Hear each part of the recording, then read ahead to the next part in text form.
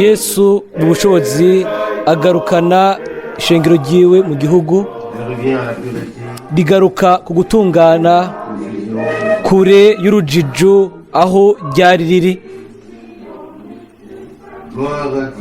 Imana ihimbazwe. Turirimba ngo Imana ihimbazwe kubw'ubwizigwa bwayo, hahimbazwe Yehova, indirimbo y'ijuru. Isiyoni munezerwe n'imwe mu izi ndirimbo.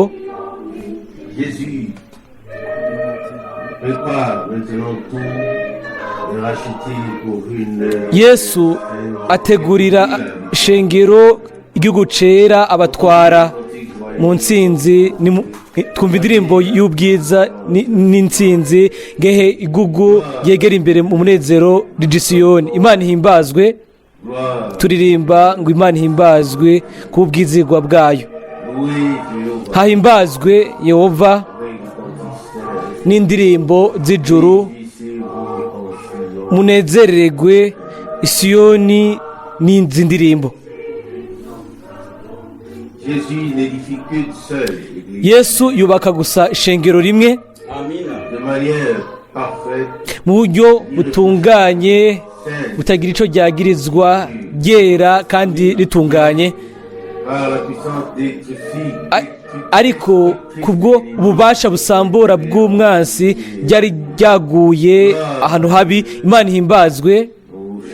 Turaririmba ngo Imana ihimbazwe kubw'ubwizigirwa bwayo, hahimbazwe Yehova n'indirimbo z'ijuru.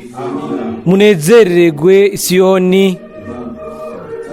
n'indirimbo nziza. Ubu rero ku iherezo ry'iminsi, Yesu yegeranya abiwe bashwiragiye, bagaruka banezerewe Isiyoni, aho umunezero uhoraho ubarindiriye. Imana ihimbazwe.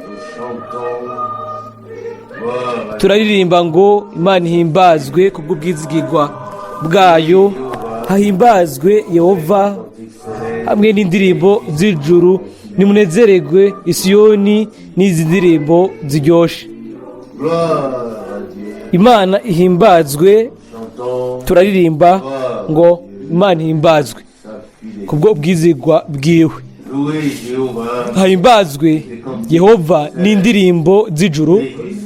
Munezererwe Isiyoni n'indirimbo z'ijuru nziza. Mwene Data na bashiki banje, ndabaramutsa mu izina ry'igiciro ry'Umwami wacu Yesu Kristo. Dukoraniye hano uyu munsi kugira ngo twumvirize ijambo ry'Imana.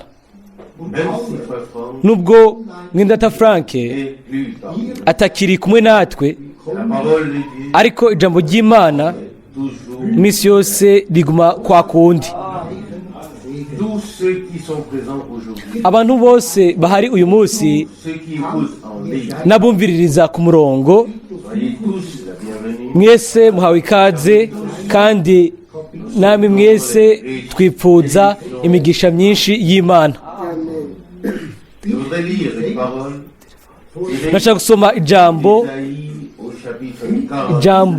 ryo muri Yesaya 45.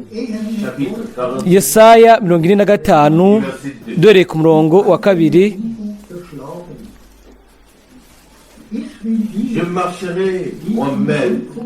Ntinzoja imbere yawe, kandi ahari uduhogoro nzohasena.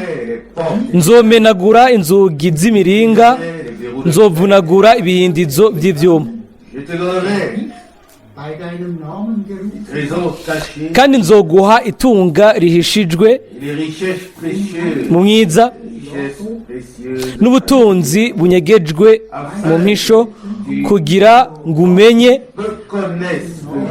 ko ari jewe uhoraho nguhamagaye mu izina jewe nyene imana y'Abisirayeli. Murongo wa 4, ku bwa Yakobo umusabyi wanje Isirayeli uwo natoranije, nguhamagaye mu izina,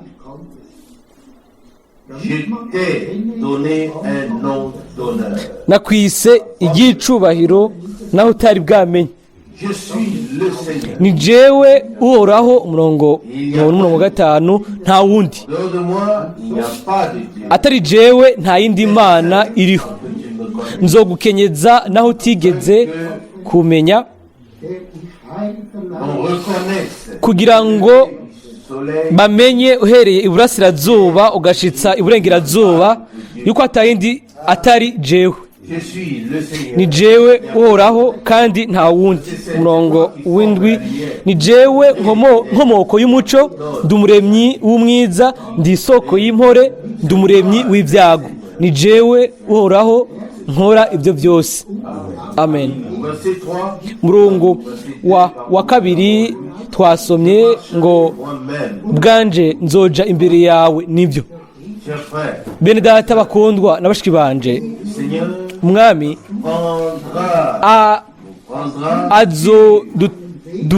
azotujana ku nzira ijana kuri we, azogendera wenyine ubwiwe imbere yacu, kandi azogorora ibigoramye, azokura amabuye mu nzira kugira ngo ntituyatsitareko, kugira ngo tugire inzira dukurikira. Turashimira umwami yuko aduherekeza kuri iyi nzira, ko atwemerera tukajana hamwe ku ntego. Ku murongo wa 3 iherezo ry'uwo murongo aravuga ngo ko ari jewe nguhoraho nguhamagaye mu izina jewe imana y'Abisirayeli. Yego bende atarashiki banje, si wewe, si twe twarondeye Imana, ariko niyo yaturondeye kandi yaduhamagaye mu mazina yacu. Rero turi ubu rero abiwe, turashobora kwitwa abana biwe, tukacika abana biwe. Yarabisezeranije, kandi nicyo gituma rero dushaka kumushimira. Turamuhimbaza, tukamushimira, kandi tukamuha icubahiro cyose. Turamushimira kubwo ibyo byose yakoze ku musaraba Karuvari Igorogota. yaradukijije adushira kwinzira. Umwami ashobore kuduhezagira n'uyu munsi naho. Ubu rero mu gihe tuza kumva ijambo ryiwe, twugure imitima yacu kugira ngo ijambo rishobore kugera ivyamwa mu mitima yacu. Turashaka gusenga. Yego mwami mwizigirwa, turagushimira yuko duhamagaye mu mazina yacu, kandi ko turi canke dushobora kuba intama zawe, ko utwitwararika, ko uduha ibirengeye ibyo dusaba canke twiyumvira. Mwami Yesu ndagushimira ijambo iryo twasomye ritwereka, ritubwira ko ari we utuja imbere, uduherekeza ku nzira iyo wadushizemo. Uduhezagire mwami Yesu kuri no nzira, kandi ukore kugira ngo tubere umugisha abandi. Turagushimira mwami Yesu ko utwemerera uyu munsi naho kumva ijambo ryawe ry'ukuri, ko imitima yacu ishobora kuguruka, tugashobora kugurura amatwi, kuko ijambo ryawe ni ego na amina. Ijambo ryawe ni ubugingo kuri twebwe. Nibyo wewe mwami wizigirwa, uhabwe amashimwe n'icubahiro no gushimirwa mu bihe byose. Amen. Lob und Dank sei dem Herrn.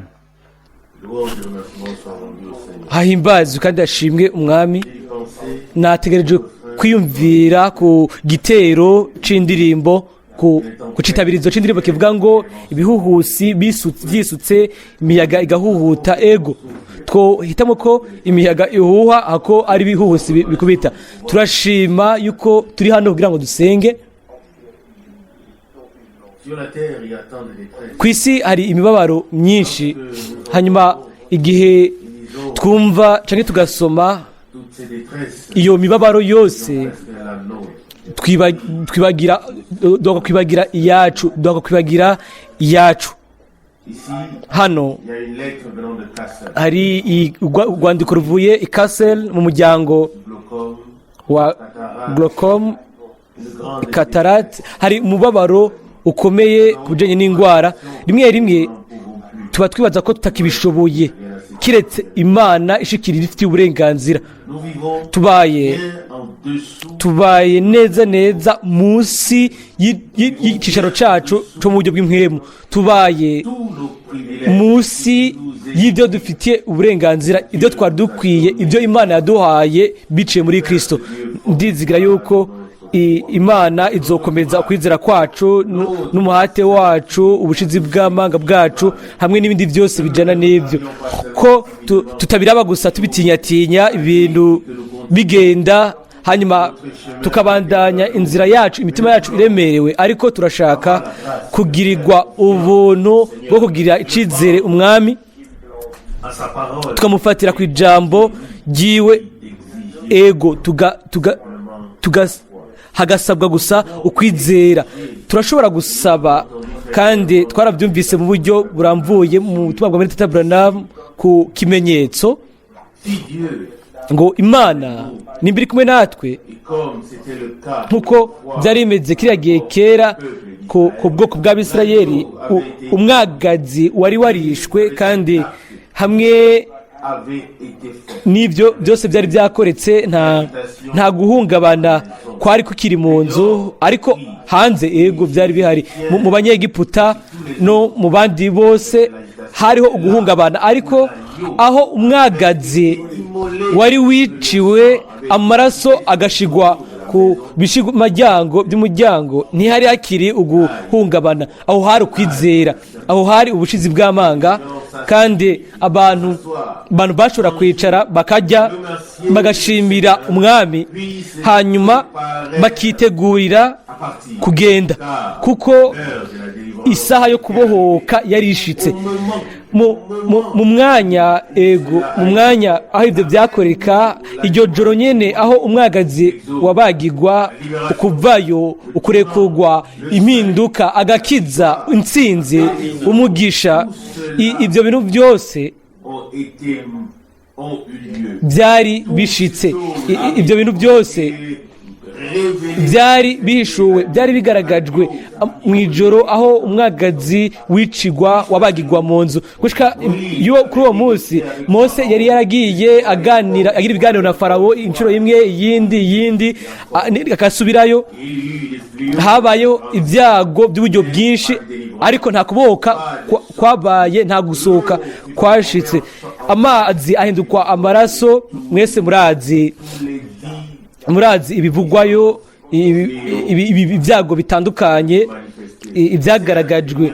Nta nkeka ibimenyetso n'ibitangaza byarabaye, ariko nigiye gusa umwagazi wari wishwe, hanyuma ibyo Imana yari yategetse bigasohoza. Amaraso yashizwe ku bishimajyango by'inzu, hanyuma aho marayika murimbuzi yategerezwa kurengana. Ntiyari afise uburenganzira bwo kwegera abo bari babaye abumvira Imana, kandi murabona ko neza ko ntibijanye no gukora ibi no gukora biriya, ariko umwagazi, amaraso y'umwagazi, haleluya, turizera kandi ko n'umutima wose turi munsi y'ubwo burinzi bw'amaraso y'umwagazi. Satani ntagifise uburenganzira bwo kudukorako. Umuntu yishize mu buryo azi munsi y'amaraso y'umwagazi mu kwizera ari imbere y'Imana mu kumvira ijambo ryayo, uwo muntu muri uwo muntu umwansi yatakaje uburenganzira kuri uyu. Arashobora kwisuka, arashobora no kurekura ukuzimu kose, ariko ntashobora kugira nabi ubugingo bwacu, kuko amaraso y'umwagazi yaratembye kandi tukaba twaracunguwe. Amen.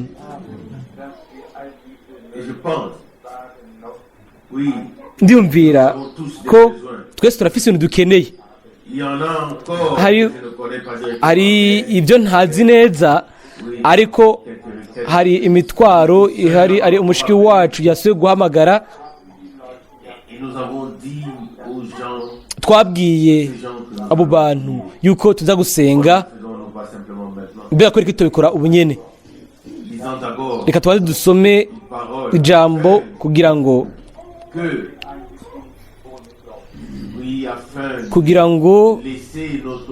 tureke ukwizera kwacu gukomezwe. Ukwizera ko ni igice kijya mu isengesho, kuko isengesho ritagira ukwizera n'amajambo gusa. Isengesho ritagira ukwizera n'amajambo gusa, ariko isengesho rifatanye no kwizera ririmo ubushobozi, ririmo ubushobozi bw'Imana burekura kandi buhagije, bukagaragara kubera ko twizera. Uko rero isengesho hamwe no kwizera, sinashaka kubikora, ariko ngomba gusoma ubu. Turasoma muri Mariko 11. Ego turashobora guhazwa na Mariko 11 umurongo wa 21 na 2. Yesu aramwishura ati, mwamane ukwizera Imana.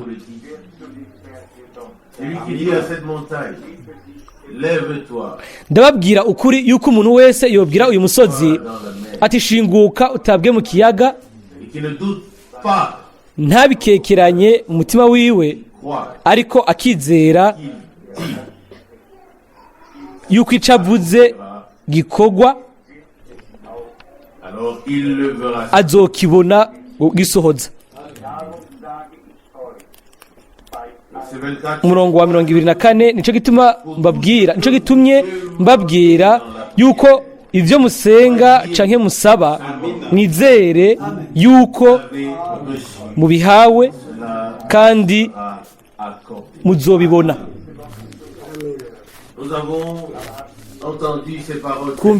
Twumvise aya majambo inshuro nyinshi. Mbega twaragiriwe ubuntu none bwo gukora nk'uko avuga, kwizera ko ibyo twasabye Imana twamaze kubihabwa n'ubuntu. Mu yandi majambo, yuko twamaze kumvigwa, ko Imana yamaze kwishura. Kuri ibyo izubahwa kandi ishimagizwe mu kwemeza ijambo ryayo. Turashaka kugumana iri jambo mu mitima yacu kandi rigume n'imbere y'amaso yacu, hanyuma twese hamwe tuzanire imitwaro yose umwami. Duhaguruke ku bw'ibyo. Data uri mu ijuru, tuje imbere y'inyonga zawe Mana,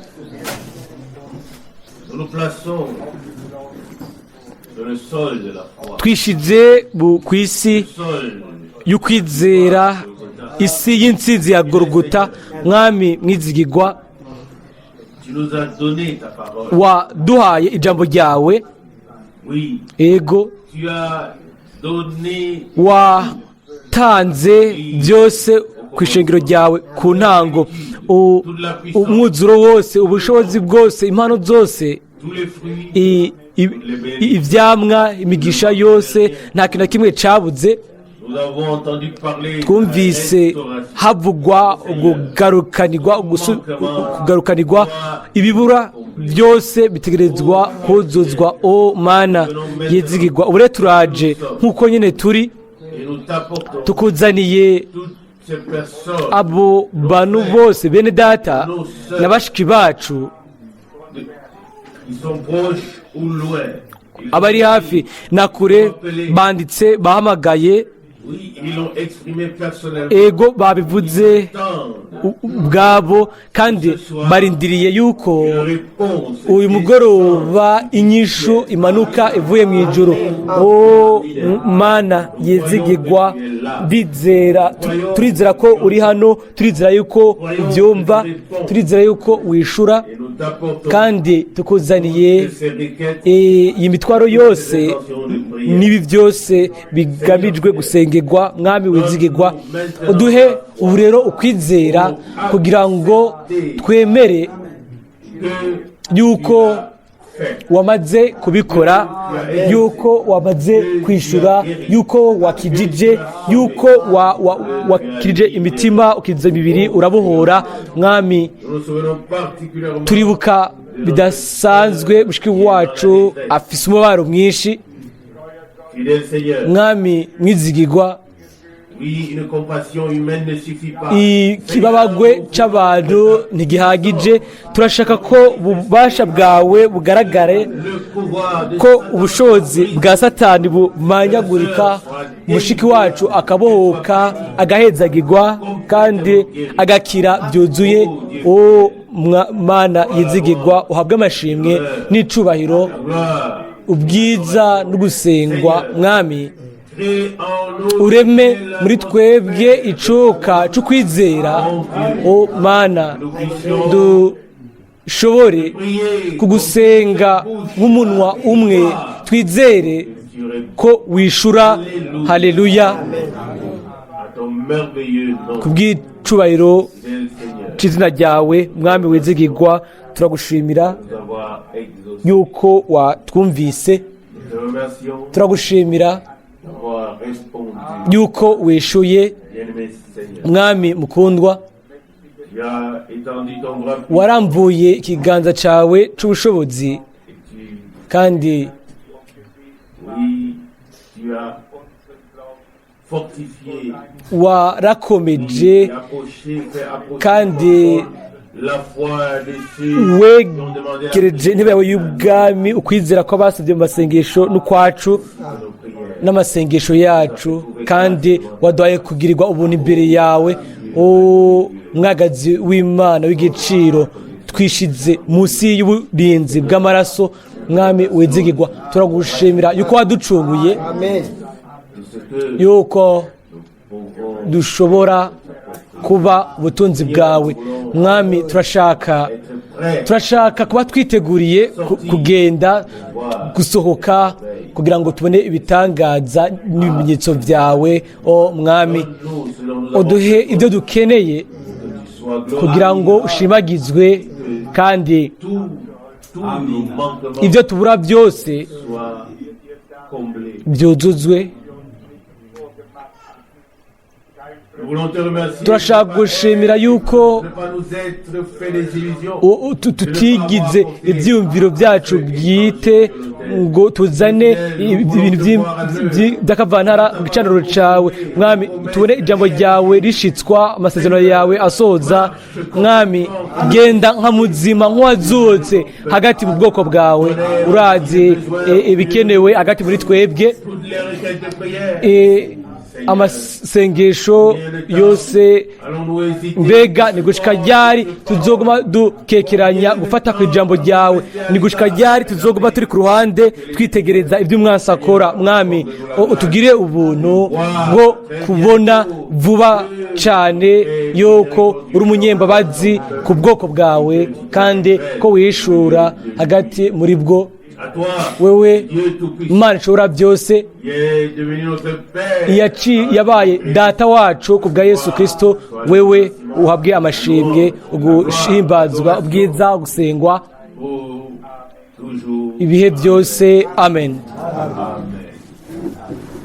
amen.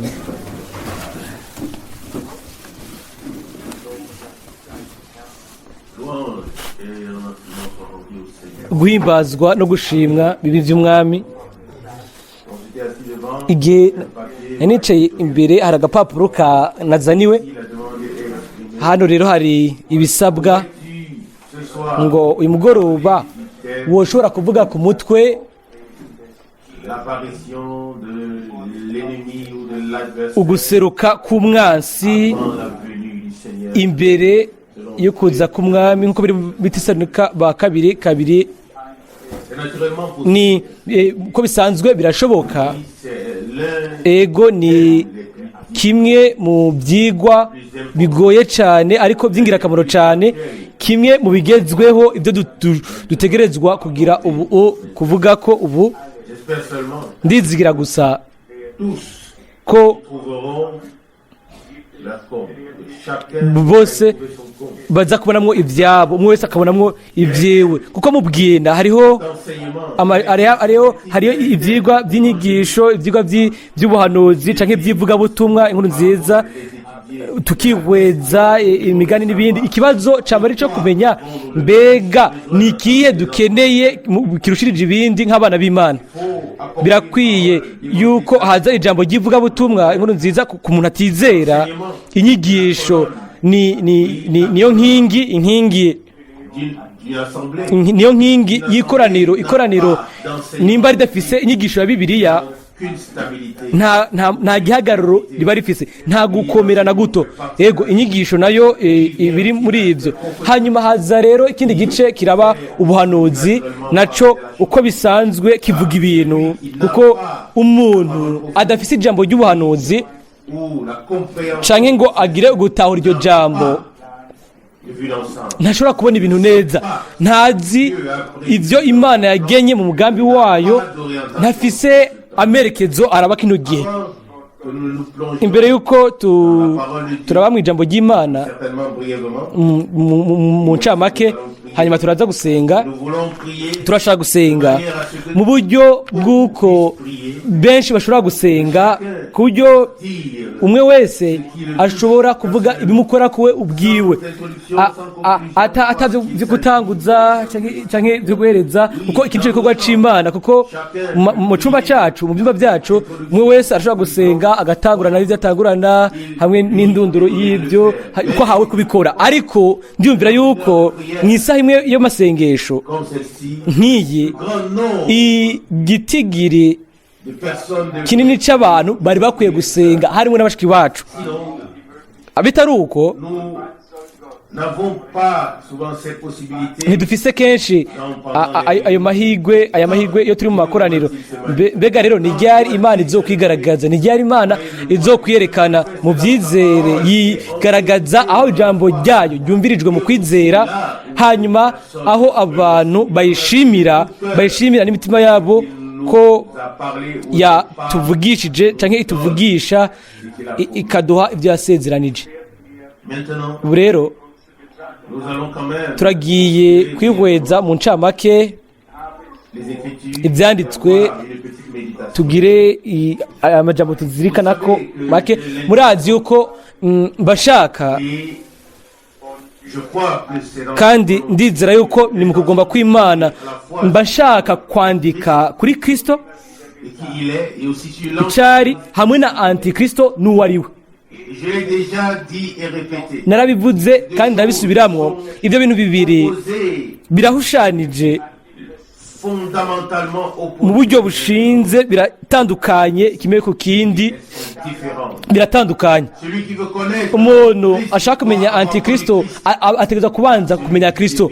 Umuntu ariko aratomboza mu batombozamo, umuntu ari mu mwijima no mu mwijima. Ibyo bintu uko ari bibiri biratandukanye cyane, nk'uko ijoro, umurango, ukuzimu n'ijuru bitandukanye. Umuntu atabona kimwe ntashobora no kubona ikindi. Ngomba kubigaragaza. Inkomoko ya Kristo iva ku Mana. Ngomba no kugaragaza yuko inkomoko ya Antikristo ikomoka kuri Satani.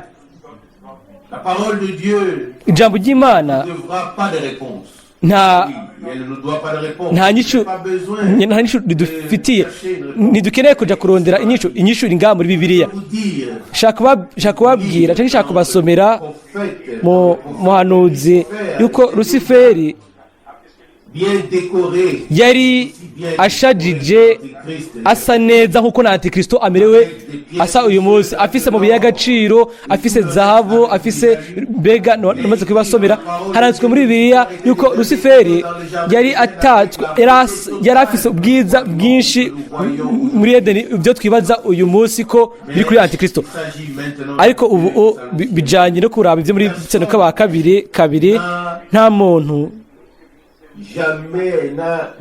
nta muntu yigeze afatira kuri uyu murongo wa bibiliya ku biraba antikristo. Nta muntu n'umwe yigeze kubikora nk'uko Martin Luther yabikoze. Biratangaje yuko haba mu muhanuzi Daniyeli cyangwa aho wasanga ijambo runaka yashizeho ikiraro misi yose abona amakanda ya antikristo. Ariko si ibyo gusa, ariko yashoboye no kubigaragaza. Rero tubaye mu gihe aho ibintu byose bitegerezwa gufatanya bigahuzwa. Ariko nta nkeka ni Amosi abaza akavuga ati ni gute abantu babiri bogendana kiretse babyemeranya. Ijambo ry'Imana rikavuga ngo mbega Kristo na Beliyali bahuriye, mbega umuco n'umwijima bihurirahe, mbega igikorwa c'Imana no gusenga ibigwamana bihurirahe. Ibyo bibiri byose uko biri birahushanije cyane, ariko tugiye kuraba ibyo mu buryo butandukanye dufashijwe n'Imana. Ibintu muri iyi mvugo sinzi neza, sinzi wo bibera ibikomeye, sinzi niba baje ico kibazo bukwi na bukwi, ariko uko biri kose haranditse hano ibintu bimwe. Havugwa umunsi w'umwami Tesalonike wa kabiri hamwe no kuzokoranirizwa kuri we, hanyuma hakavugwa na antikristo umugarariji, ariko biragoye cyane kubivuga ko. Reka dusome umurongo wa mbere mu Tesalonike ba kabiri umurongo wa mbere. Ce qui concerne l'avènement de notre Seigneur Jésus-Christ et notre réunion avec lui, nous vous prions, frères. Turabinginga bene data kubwo kuzoza k'umwami wacu Yesu Kristo no kuzokoranirizwa kuri we kwacu. Kuri ibi turizera yuko aya majambo abwira abantu bazoba bakiri hano ku isi imbere yuko izamugwa riba. Mbega ibyo twabifashe hano bijanye, reka duse kubisoma irindi rimwe ngo kubwo kuzoza canke kugaruka k'umwami wacu Yesu Kristo no kuzokoranirizwa kuri we kwacu canke kuzamurirwa kuri we kwacu. Turabinginga bene data, mwategerezwa kubona aya majambo ko bihuje ni Tesalonike ba mbere igice ca 4 hamwe na muri Tesalonike ba mbere igice ca 5. Hanyuma arabandanya ubwo nyene mu Tesalonike ba mbere igice ca 4 ku murongo wa 17 ngo maze natwe abazoba bakiriho dusigaye tuzoca duteruranwa nabo mu bicu dusanganire umwami mu kirere, niho tuzokwama tubana n'umwami. Ngo nuko mwiruranishe ayo majambo. Amen. Hano Tesalonike ba mbere 4 uburyo uko bigenda kimwe inyuma y'ikindi biravugwa gushitsa aho tugenda gusanganira umwami mu kirere. Hanyuma mu gice cya 5 Tesalonike ba mbere 5 haravuga ku murongo wa mbere ngo ariko bene data iby'ibihe n'iminsi ntimurinda kuvyandikirwa. Ab'i Tesalonike ba mbere 5 umurongo wa mbere ku bwanyu muzi neza yuko umunsi w'umwami wacu uzoza nk'uko igisuma kiza mu ijoro. Aha turashobora guhagarara hano gato, ntidukeneye kuvuga ko ibintu byinshi gusa kubera yuko hasuye kuvugwa kandi umunsi w'umwami imbere y'izamurwa. Ubu rero tugomba ibyo kubishyira neza muri gahunda uko biri muri gahunda, ariko reka tubandanye gusoma mu Tesalonike ba mbere ba kabiri umurongo wa 2. Ntimushoke munyiganyiga ngo mugwe igihumura canke ngo muhagarike imitima, naho mwoba mubitewe n'imwemu canke n'ijambo canke n'icete kimeze nk'ikivuye kuri twebwe kivuga yuko umunsi w'umwami wacu uhejeje gushika. Turabizi twese ico ibyo ari byo, turazi ico umwami icyo ari cyo. Umunsi w'umwami utangurana mu gihe umwagazi ukuwe hano ku isi. Hanyuma umunsi w'umwami harimwo imanza, ibyago, ibikombe by'uburake bw'Imana, imanza, inzamba hamwe n'ibindi byose bigenda biri hagati na hagati y'izamurwa no gushikaho kuganza kw'imyaka 1000. Ibyo birimo hagati birimo. Muri iyi mvugo birakwiye ko tugumana aya majambo mu byumviro mu Tesalonike ba kabiri ngo nimushoke munyiganyiga ngo mugwe igihumura. Amen. Mbega ni bangahe bashizwe mu buryo bwo guhungabana mu myaka myinshi yarenganye ngo umunsi w'umwami wamaze gushika n'ibindi ukugaruka, yego, hanyuma byose bikarangira mu buryo bushasha. Hakaba guhungabana mu bihugu byose, si hano gusa mu gihugu cyacu, ariko nta muntu n'umwe akwiye kureka ngo ahungabanywe. Dufata umurongo wa 2 mu Tesalonike ba kabiri umurongo wa 2 ngo ntimushoke munyiganyiga ngo mugwe igihumura canke ngo muhagarike imitima, naho mwoba mubitewe n'imwemu canke n'ijambo canke icete kimeze nk'ikivuye kuri twebwe kivuga yuko umunsi w'umwami wacu uhejeje gushika. Umurongo wa 3 ntihakagire umuntu abahenda mu buryo na bumwe, kuko utazoza kwakureka Imana kutabanje kuboneka, kandi wa muntu w'umugarariji atarahishurwa niwe mwana wo kuranduka. Umurongo wa 4 umugwanizi yishira hejuru y'icitwa Imana cose canke igisengwa, nuko azokwicara mu rusengero rw'Imana yiyerekana ngo ni Imana. Kuri ibi ntidukeneye amahishurirwa adasanzwe. Hari umuntu umwe gusa hano ku isi ari hejuru ya byose, umwe gusa avuga yifata ko ari we ijwi ry'Imana hano ku isi, umwe gusa yifata ko ari umuserukizi wa Yesu Kristo, umwe gusa yibaza ko yobabarira ibyaha by'abapfuye n'abazimu, ariko nindazobarira mbega ibyaha byo nawe. Kandi rero ibintu biratomoye, ibintu biravugwa mu buryo bwumvikana, buryo bw'uko ntibikwiriye yuko dutangura gutomboza. Paulo arandikira Abikorino akavuga ngo nimba ubutumwa bwiza tuvuga buhishijwe, butwikiriwe kubahona. Ni mu Bikorino ba 2:4 umurongo wa 3. Ego ku bantu bamanuka bahona ubwo ubutumwa bwiza burahishijwe, ariko ku baduga burahishuwe. Nta kundi kuntu byogenda. Kristo abaye muri twebwe, aho rero antikristo tuzomubona, tuzomwirekwa. Ni uko niko bihushanije. Ntidushaka guteba kuri uwo mutwe, ariko turazi ego mwemu w'Imana ari muri twebwe, ni mwemu w'Imana ari muri twebwe. Turashaka kandi turabyifuza, twifuriza neza abantu bose. Hariho abantu biyumvira yuko mbere ngo na Satani azokizwa. lui a destiné, pourquoi pas. imana yarabimugeneye kubera ko ibitoba, ariko imana ntiyamugeneye ibyo. haravugwa muri bibiliya ko azotererwa mu nyenga y'umuriro.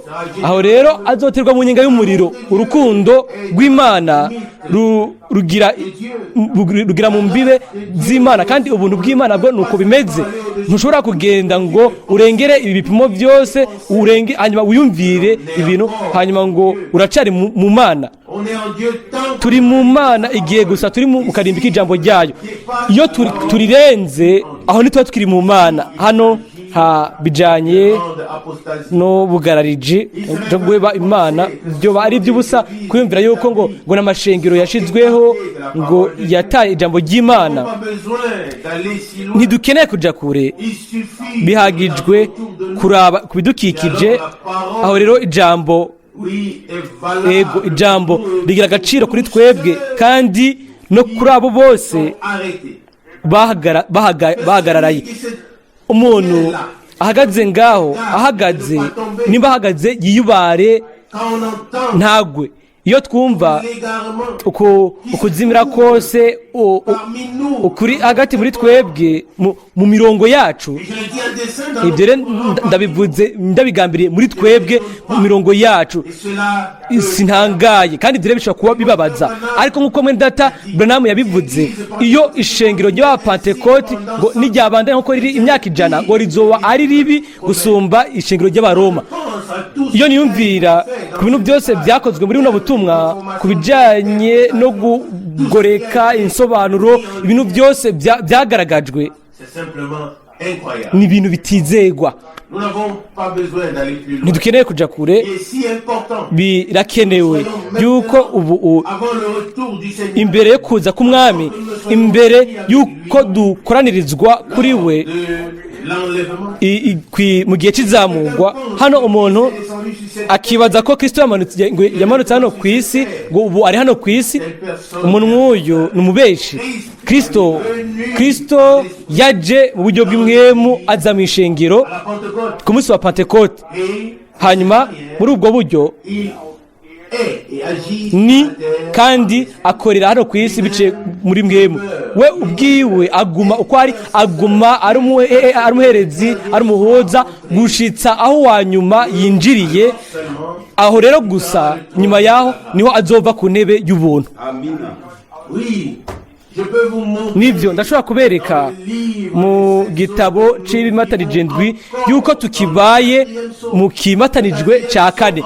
ikimatanijwe cya kane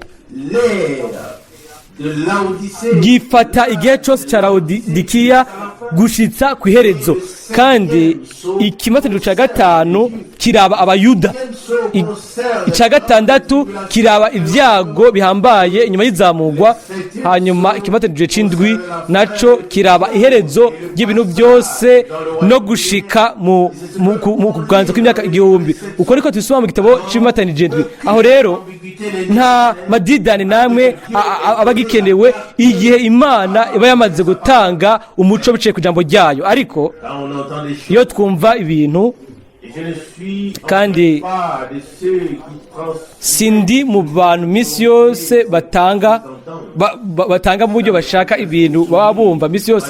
ibyo rero biratuma mwenyura nubwo ibintu ncamwo, kuko ndi uwanyuma amenya ibintu bwa nyuma uko biri.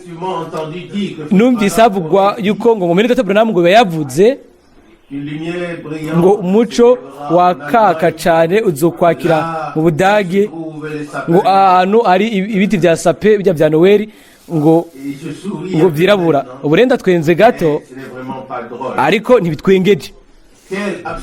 mbega ubugugu, sifise ukwibuka neza, ariko nawe ubuntu n'Imana. numvise mu buryo bwuzuye ubutumwa bwa Mwene Data Ewald bw'imyaka ya 60, kandi sinabwumvirije rimwe gusa. nta butumwa ubwo noba ntarumvirije n'imiburiburi inshuro 3, kenshi inshuro 5 mbere zinarenga. hanyuma pas demain de quelque chose nimba qu'on va dire hier. ejo ntibutse ikintu bambwiye ejo enda hise ibyo birashoboka ariko ku butumwa ndubahuka kuvuga yuko nzi ibyavuzwe kubera ko numvirije neza ariko nimwiyumvire gato C'est avec ce genre de ni choses hamwe n'ibyo bintu abantu bikabatangaza bikabosha hanyuma bakagera ahantu dans l'autre aho mu mwijima baja kurondera ayo masape ibyo biti byirabura ils sont tous contents. hanyuma bose ngo bakanezerwa oya ivyo ni ibintu bitizegwa C'est incroyable. ni ibitizegwa biragoye kumva aho abantu bagera bibagira Ne m'en voulez pas. ntimubimpore nimba Cette expression nimba ngumije mvuga iyi mvugo kuri jewe ne vous dit hano pas ce que je pense. hano sindababwira icyo niyumvira kuri abo bantu ariko n'abashukanyi n'abantu b'indyarya badafite icyo bahurira ko n'ubwami bw'Imana abo nibo ijambo ry'Imana rifatira ko abo umwami abo umwami bwiwe yavuze avuga yuko ibitsitaza byose bizokugwa mu bwami bw'Imana birakwiye ko umunsi umwe abo bose ari ibitsitaza mu bwami bw'Imana muri ubwo buryo bagashiraho ibuye ritsitaza mu nzira y'ubwoko bw'Imana birakwiye ko umunsi umwe bishika aho bashigwa ku ruhande ntibishobora kuguma nk'uko gushika ku iherezo byoba ari uruja n'uruza kandi igihe cyose hazoba hari uruja n'uruza none ubumwe bwa mwemu buzoba buri hehe ubufatanye hamwe n'Imana hamwe no gufatanya ku bandi bizoba biri hehe oya hategerezwa kuba ikintu ico Imana ishingira intahe aho iri ahari ukuri ikibanza aho yo ibiri yifatanya gusa n'ukuri ntimushobora gufatanya Imana n'ikindi kintu icyo ari cyo cyose kiretse n'ijambo ryayo n'ukuri gusa ko ijambo ryayo niko kuri kandi aho niho rero impwemu zitandukanira kandi iyo hasomwe hano mu buryo budasanzwe ubutumwa hanyuma tukabusobanura hanyuma hakavuga ngo ijambo ry'Imana n'ukuri umuntu atizera ijambo rimwe ry'Imana aba atsinzwe n'ibyo umwami byose yavuze mbega ni bangahe abo bantu batiteguriye kwizera iby'Imana yavuze kwizera ko Imana yacaguye abantu ntimwibaze ko ndiko ndavuga nifatira ko ariko twizera twese n'ubushizi bw'amanga yuko Mwene Data Ewald yari umuntu arungitswe n'Imana kandi ndizera mu kwemezwa kose yuko ntahura mu buryo bugororotse bwiza ijambo ryose yazanye fatishije ku byanditswe byera yuko umuntu ashobora kunyemeza yuko atari ko biri nabikore n'umutima wose ndaza kumushimira ntibijyanye kuri jewe no kuba ari bw'iby'ukuri kandi ntibikwiye kumera uko k'umuntu wese kuri twebwe ntibikwiye kuba dukeneye ukuba ari twe twabivuze iby'ukuri umuntu umwe gusa niwe afite iby'ukuri ni Imana kandi Imana ntizigera na rimwe yifatanya natwe ahubwo tuboneka ariyo nyakuri kugira ngo tujyane imbere nayo mu itizuka wa kabiri Mwene Data asoma umurongo wa 3 ngo nimuhagarike umutima kubw'umuntu n'umwe mu buryo na bumwe kuko uwo munsi utazoza kwakurika Imana kutabanje kuboneka kandi wa muntu w'umugararije atarahishurwa mu muhanuzi Daniyeli haravugwa ku biraba umugabo umuntu yiteguriye guhombagura ibyagizwe hamwe n'iminsi mikuru bitegereza kuba biri mu gice c'indwi cyangwa c'icenda turaza kubironka kubibona nkuko nabibabwiye nari niteguriye uyu mutwe ngomba ndabe mu gice cya 11 dore ku murongo wa 36 ariko tufise isaha yo kwigishwa uburyo bwa Bibiliya namwe nimurondere mu muhanuzi Daniyeli ahavugwa ngo azishira hejuru yisumba byose ngo ahindure iminsi mikuru ni n'ibyagizwe Daniel 7.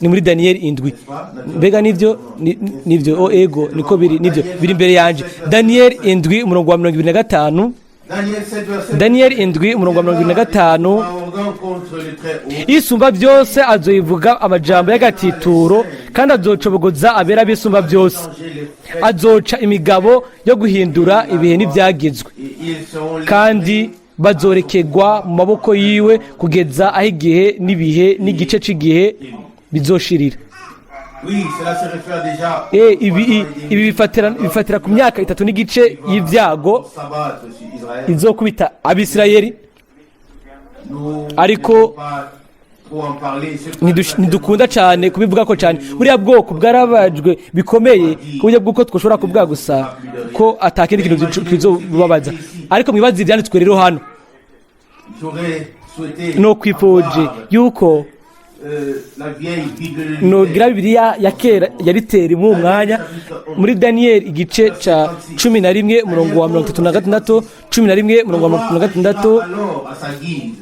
nuko uwo mwami azokora uko yigombeye Il s'élèvera yishire hejuru yigire agahambaye gusumba icitwa imana cose kandi azovuga ibitangaza byo kurogota ku mana nyamana il réussira jusqu'à ce que la mesure azororanirwa gushitsa aho uburake buzoshikira ce qui est arrêté s'accomplira. kuko icyashinzwe kitazobura gushika umurongo wa 37 kandi ntazobabara imana z'abasekuruza Au Dieu préféré des canke imana isengwa n'abagore canke iyindi mana yose kuko azokwishira hejuru gusumba zose lire un verset de plus. mbega murashaka gusoma undi murongo urenga ngaho ego agace ka nyuma k'umurongo wa 38 Honorera avec l'or et la azoyubahisha kwishikanira izahabu n'ifeza n'utubuyenge tw'igiciro kinini mbega dufise amazahabu amabuye y'utubuyenge tw'igiciro kinini n'ibindi byose bibahagije gusa gusoma muhanuzi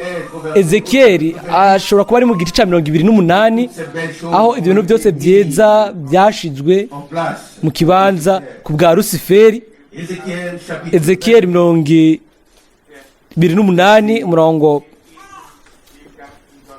13. wa 13 Tu étais en Éden, le jardin d'Éden, wari muri edeni mu itongo ry'imana sorte de pierre précieuse, wisakaye utubuyenge twose tw'igiciro kinini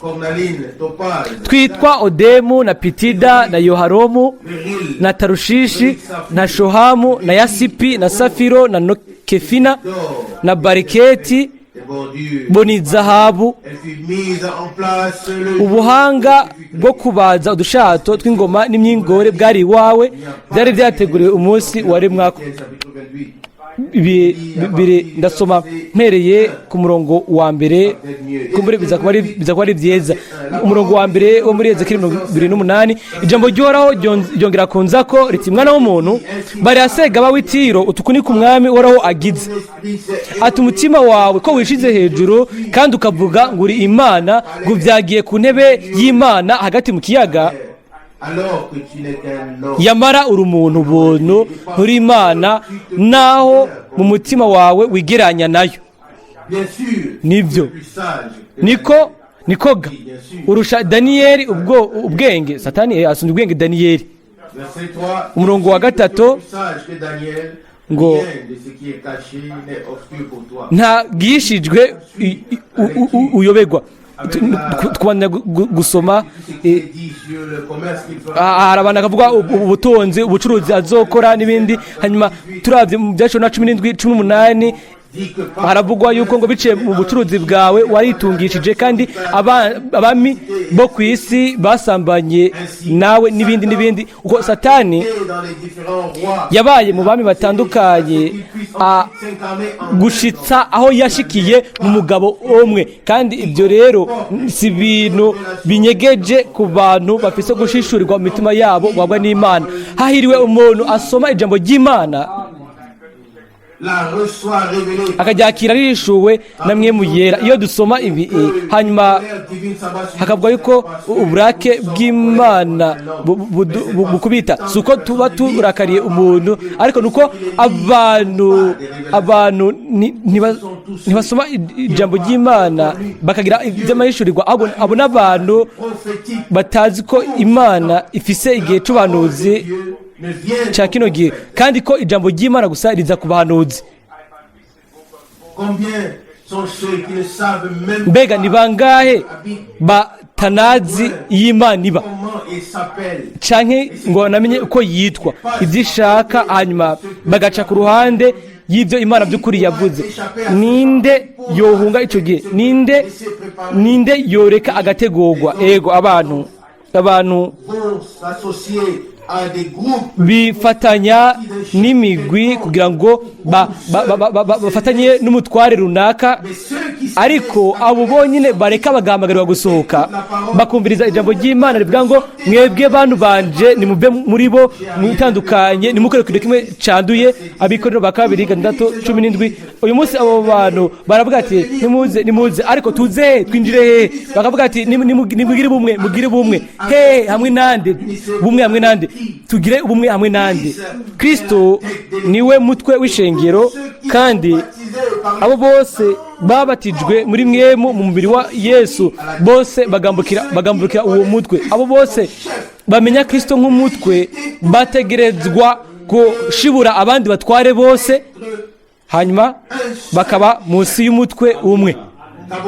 Mbega abo batware tubakoresha iki nimba Kristo ari we mutware wacu? Kristo araduhagije mu buryo bwuzuye nk'uko nabivuze.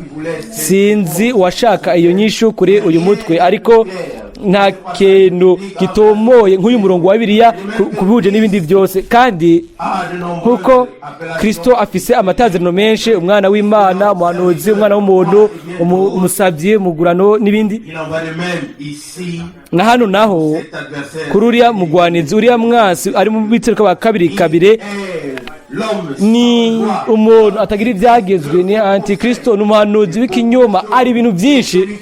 Niwe yicira hejuru y'ibintu byose bisengwa, ibintu byose cyitwa Imana, ariko amatazano yose agira afatira kuri uwo muntu umwe nyene. Kandi turazi ko wanditse hano ku murongo wa 2 w'itsano ka 2:2 umurongo w'9 ngo ukuza kuba mugararije kuri mu buryo bw'inkomezi za Satani. Umwami wacu cyari igikorwa c'Imana. Umukiza wacu yashobora kuvuga ati si jewe nkora ibikorwa, ariko data aba muri jewe niwe akora ibi bikorwa. Ariko hano hariho umwe akora biciye mu bushobozi bwa Satani. Hahiriwe umuntu ashobora kubona mu buryo butomoye ibi bintu. Arasomwa umurongo w'9 ngo uyo ukugaragara kwiwe biri mu buryo bwinshi bw'inkomezi za Satani, kuri n'ubushobozi bwose n'ibimenyetso n'ibitangaza by'ibinyoma. Si mu kwemeza ijambo, oya, si mu gukiza indwara, sishaka uwikwegera ko, ariko aheze imyaka myinshi. Igihe umwamikazi wo mu mubiri igihe yajayo, kubera yuko ntiyabyara, n'uyu munsi aracyari ntabyara. Rero umuntu ashatse kugendayo arashobora kugenda. Umuntu yarabyara azoshika ingumba, uko ariko biri kuri jewe. Ico ni ikintu gikomeje. Imana ifise umuyoboro umwe gusa, kandi ni ijambo ryayo, kandi ari mwemu umwe, ni mwemu yera. Uyu munsi afatanije n'ijambo ry'Imana. Ibisigaye nabyo nk'uko amazi asunikwa n'amavuta, byose bitegerezwa gusunikwa. Murazi Imana yatugeneye kugwanira ukore, nubwo biba bikwiye ko tuhasiga ubuzima. Nico gituma Satani afise uburake bukomeye, abishoboye yotwishe byihuse ku buryo Imana itoba ibishaka. Ariko Imana izoduha igihe dukeneye kugira ngo tugaragaze ibintu byose ukuri kose kwa Bibiliya, kugira ngo bose bagire amahirwe ya nyuma. Ndashobora kubagarukana ko ku rubyaro rw'inzoga, kuri satani, kuri kayini, nkabereka uburyo urubyaro rwa kayini nyine abo bantu bose bagiye barasohoka. Nimurode uwo yashaka gukoraniriza bose munsi y'ubutware bumwe, bose baze baramuriha bamuzana, mbega byari biki. Hanyuma umunara w'ibabeli uraza, Imana ikora kuri icyo kintu kiramanyagurika, hanyuma haza urujijo mu ndimi. Yashaka no kuduga ahantu runaka, ariko mbega yashaka kuduga ajya he? Imana nituduza, kandi byari bikwiye yuko Imana iza kuri twebwe kugira ngo tuduge kuri iyo ibyo bintu byose. Hanyuma turabona ibyo bintu byose na Kayini na Abeli hamwe n'ibintu byose mu isezerano rya kera gushika no kuri Yuda, mu izino shasha kuri Yuda no kuri Yesu, hanyuma kwerezo Kristo na Antikristo. Ariko umwami igihe azogaruka kugira ngo ashireho kuganza kw'imyaka 1000, azomukubitisha imwemu ziva mu kanwa kiwe, azomwica. Ego uko ariko byanditswe. Ariko ndizigira yuko twebwe twavuze byinshi bihagije kuri uwo mutwe. Ndizigira ko muri uwo mwanya nyene tuzoba abashima mu mitima yacu kubwo guhishurwa kwa Yesu Kristo umwami wacu, kuko atakuguhishurwa kw'Imana tuguma mu mwijima, tuzotomborereza hano na hariya, kandi ntituzobitorera hano canke hariya. Ariko kubw'ubuntu bw'Imana umwami azodufasha. Aravugwa hano ku murongo wa 10 ngo n'ubugunge bwose bwo kugabitanya kubahona kuko batemeye gukunda iby'ukuri ngo bakizwe. Umurongo wa 11 nico gituma Imana ibarungikira ubuzimire bakoreramwo ngo bizere ibinyoma, kugira ngo batizeye ukuri bose bagahimbarirwa ukugabitanya bacigwe kwiteka. Rimwe abantu barashobora kuba batabitahura, ariko guhera aho bamaze kubona ko inyigisho ivuye i Roma, aho iherezo ry'iyo nyigisho ibigezaho nyene,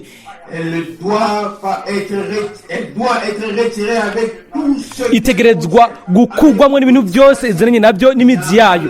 Aho rero nta barimwo ibyo kuvugavuga cyangwa insobanuro biba biheze. Nta muntu umwe ategerezwa kudusaba ngo dusubire kugira urundi ruvange. Nta n'umwe ashobora kudusaba ngo duce ku ruhande uguhishurwa kose n'ukuri kose kw'Imana.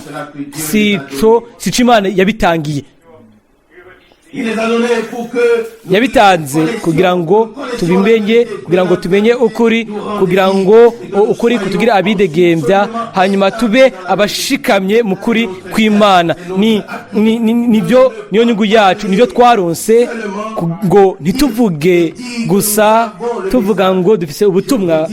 Ndababwira ukuri, uyu munsi hariho abantu benshi bavuga ati ego turizera gutsindanishirizwa, ego, ariko mbega twagiriye umwimenyerezo hehe kuri icyo gihe?